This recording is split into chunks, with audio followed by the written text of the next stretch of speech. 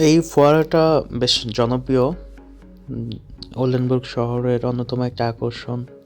মূলত বসন্ত থেকে গ্রীষ্মের পুরোটা সময় এটা চালু রাখা হয়, এরপর শীতে বন্ধ করে দেওয়া হয়। তো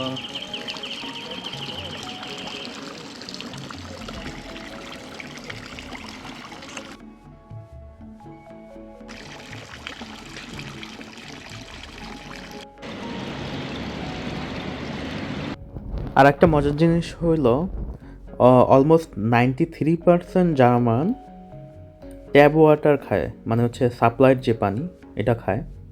আমাদের দেশে আমরা যেমন গ্রামে কল চেপে পানি খাই, ওরা হচ্ছে ওই রকম সাপ্লাইয়ের পানি খায় এবং এটা নিরাপদ।